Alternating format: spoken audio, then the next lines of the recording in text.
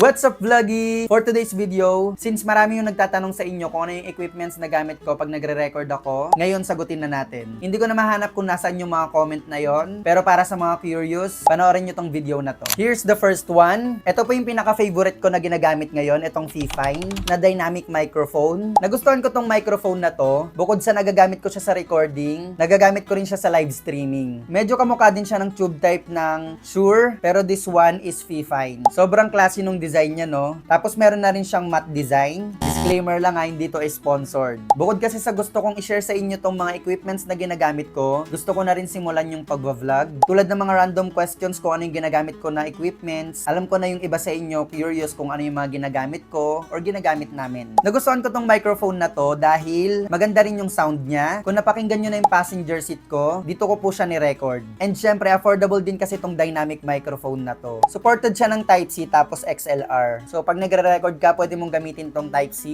Pag nagla-livestream ka naman, pwede mong gamitin tong XLR. Ito yung madalas kong gamitin na microphone, lalong-lalo na pag tinatamad ako mag-edit ng mga noise pagdating sa mga records ko. Ito yung ginagamit ko. Basta ang ganda ng microphone nito. Ang ayaw ko lang siguro dito sa microphone na to, medyo matimbang yung bass niya. Pero kaya naman siyang i-edit. Pero kung mahilig kang mag-record or mahilig kang mag-mix ng mga vocals, kayang-kaya naman i-edit nito. Ayan, may kasama na rin siyang Type-C connector. Ang hindi lang kasama dito sa Fifine dynamic microphone na to is yung XLR connector. So kung bibili kayo neto, kailangan nyo talaga bumili ng XLR connector. Second one, etong Boya microphone. Yes, bumili din ako netong USB microphone dahil magkaiba naman kasi sila ng purpose. Ayun kasi binili ko talaga for my live stream. Pero ito kasing Boya na to, dito ko ni-record yung original song ko. Napiliin mag-isa. Kung may time ka, pakinggan mo ha. Ayan, ito rin, nagustuhan ko rin to. O nga pala guys, nakalimutan ko, yung pagkabili ko dito sa Fifine, I think nasa nasa 3,000 to 4,000. Nakalimutan ko na yung price kasi sobrang tagal na rin nung binili ko to. Pero nasa ganung price lang siya. Ewan ko baka mas naging mura na to. So balik tayo dito kay Boya. Etong microphone na to, ginamit ko to nung ni-record ko yung Piliin Mag-isa. Guys, kung napakinggan nyo na yung original song ko, and kung hindi nyo medyo nagustuhan yung sound, dahil po hindi naman po ako ganun ka-professional when it comes sa pagmimix ng mga vocals and instrument. Kasi ginawa ko lang siya ng ako lang. Pagdating sa lyrics, producing, mastering, ako lang po lahat gumawa nun. Pati na rin sa instrumental. Siguro in the future kung magkakaroon ng budget, pwede naman natin siyang i-record. And sobrang ganda rin ng meaning ng song. So balik tayo dito, marami na akong masyadong sinasabi. So ito, ang nagustuhan ko rin dito, dahil dito, ayan, madalas kasi tinatamad na akong mag-setup nung microphone stand. So nagustuhan ko to,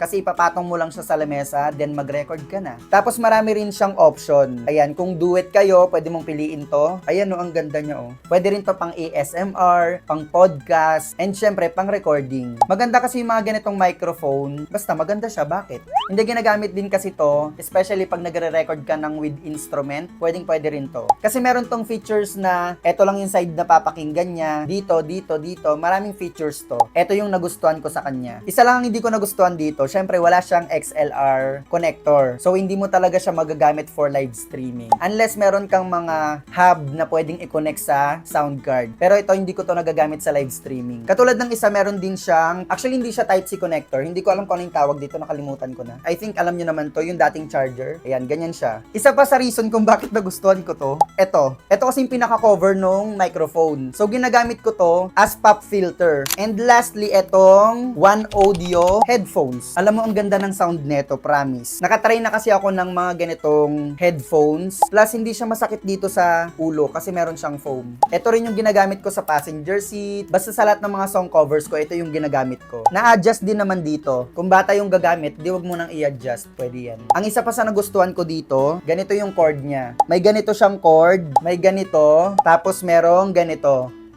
Ginagamit ko tong headphone na to pag gusto ko rin mag-play ng piano nang hindi naririnig ng kapitbahay or sa labas. Kasi dalawa po yung saksakan niyan. Ayan o, dalawa yung saksakan niyan. Meron siyang, hindi ko alam yung tawag dyan, basta dalawa yung saksakan niya. Pag gusto kong gamitin to sa piano, ginagamit ko, sinasaksak ko siya dito. Tapos isasaksak ko to sa mismong piano. Tapos ito na yung sinasaksak ko sa laptop or sa iPad. Pero ngayon kasi, nag-edit na ako or nagmi-mix na ako sa mismong iPad. Dati kasi sa laptop ako nagmi-mix ng mga vocals, pero mas nagustuhan ko sa iPad. Bumili din kasi ako ng hub na pwede yung USB microphone. Ito yung binili kong hub for iPad. Meron din kasi siyang Type-C connector. Tapos pwede mo siyang i-turn into USB connector. Yan, dalawa siya. Kaya nagagamit ko na yung iPad ko pag nagre-record ako ng kanta. Ayan. Kasi sasaksak ko lang dito yung mga USB microphone. Pwede na. So, ayun lang. Sana nagustuhan nyo yung vlog ko na to. Pwede nyo i-comment kung ano yung mga gusto nyong i-vlog ko sa next vlog ko. Kung meron pa. Kung nagustuhan mo tong video na to, follow, like, and share. Bye-bye!